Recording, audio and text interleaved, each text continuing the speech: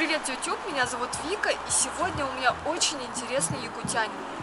Он живет в Москве уже 10 лет, и это Андрей Наговицын. Что я знала о ноге?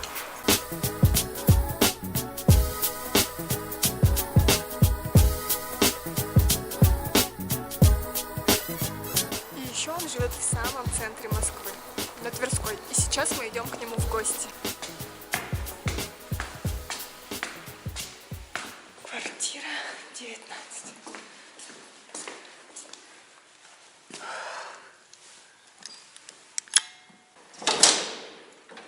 Привет.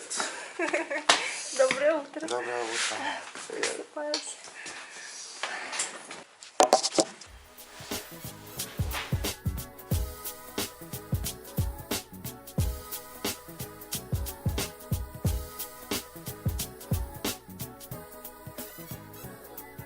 Появилась еще одна.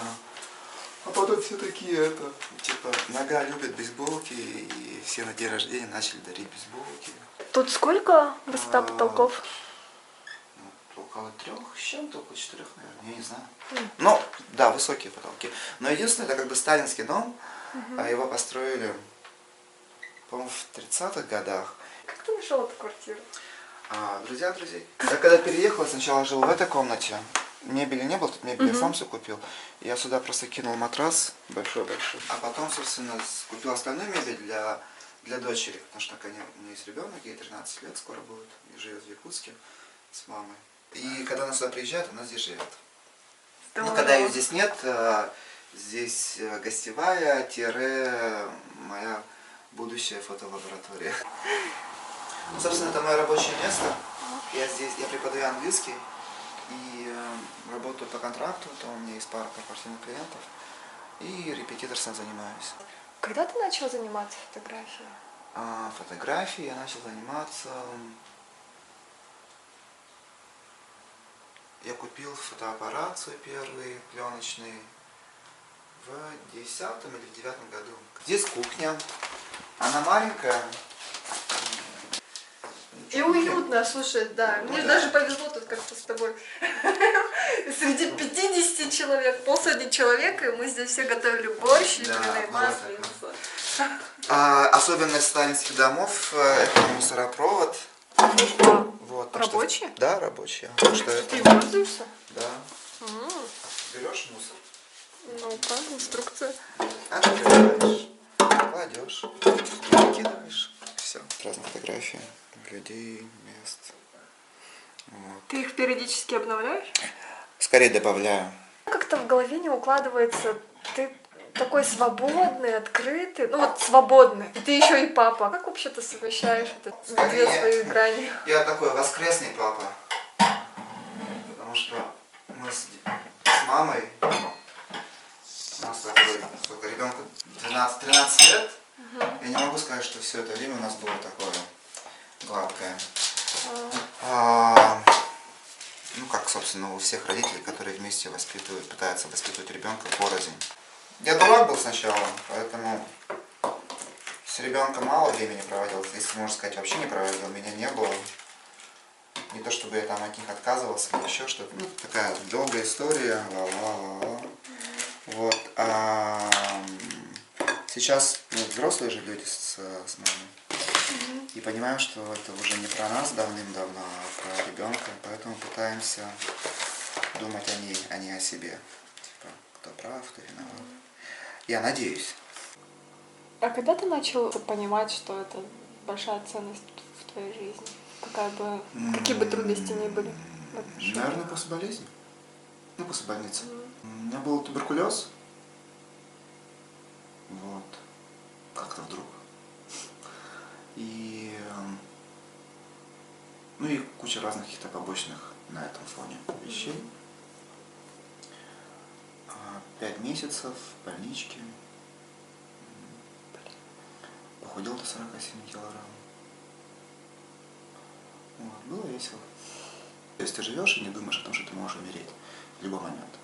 Я никогда не планировал там свою жизнь очень сильно наперед. Вот. Но тем не менее, ты понимаешь, что вот важно не то, что будет, а важно то, что сейчас есть. Вот. Семья, Это единственное, что с тобой всегда есть, да. То есть ты с ними пришел, ты с ними уйдешь. Мама, папа, сестра, твой ребенок, это то, что с тобой всегда. Мы любим наших близких, и в то же время мы, ну, как бы, это любовь, которая не за что-то, а просто потому, что они твои родители, да, твой ребенок, твоя Безусловно, да, любовь. безусловно, да. Но при этом к ним ты больше всех претензий предъявляешь. О, да. Это очень странно. Вот грань между любовью и ненавистью, она между как бы, родными людьми, она очень какая-то такая крайне явная. Я не к тому, что типа там я там любил, не любил их. Просто когда я уехал, затусил, загулял и, например, там с родителями мог не общаться там по полгода. Потом звонил, типа, он говорит, ты жив-здоров, слава Богу. То есть не думал о них. И не помогал им, например. Ну, естественно, потом с возрастом ты понимаешь ответственность, то, что вот твои родители стареют, там, болеют, дети растут, и надо помогать им. Вот, и в этот момент,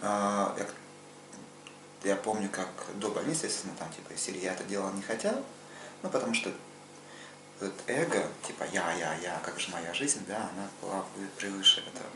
А потом ты, наконец, когда случилось то, что я попал в больницу и сильно заболел там и так далее, то, естественно, когда ты понимаешь, что ты можешь умереть, то кто к тебе придет в первую очередь? Твои родители, твоя семья. Так и было. Естественно, да. Естественно, еще и друзья, потому что мои родители недалеко, и те, кто был рядом, это мои друзья, и они мне очень помогли. Вот, но я тогда понял, насколько я был, каким я был эгоистом, да, по отношению к своей семье. И, естественно, после больницы я с ними намного больше общаюсь. И не потому, что типа из серии я так, а потому что я наконец понял, что это моя семья, я как бы часть, мы одно целое, одна кровь. Что, опять же, мне кажется, все эти соцсети, и особенно Инстаграм, Искажают, да, да? они искажают реальность просто кардинально. То есть люди смотрят на картинки и думают, представляют себе, что вот жизнь этого человека вот такая. Сплошной праздник, путешествие, я не знаю, там веселье и радость. А это буквально, я не знаю, там 1% из того, что, чем живут люди. Никто же не фотографирует, не выкладывает о том, как, я не знаю, как люди плачут по ночам, например, да, потому Плачешь что по они ночам? одни. Нет. Ну, иногда грущу, что я один, да. Я не хочу быть холостяком, это я не то, чтобы я убежденный холостяк. Нет, конечно. Но такие вещи никто особо не выкладывает. Потому что, как бы, ну... Не принято. Ну, не то, что... Да, не принято, ага. Вот. Принято быть счастливым, модным, Ну да, востребованным. да. Поэтому, мне кажется, это все иллюзия. Мне кажется, да, прощать это самое сложное, чему можно научиться.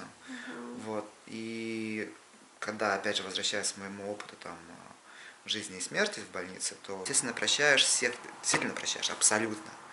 Ты просишь у людей прощения, чтобы тебя просили в первую очередь.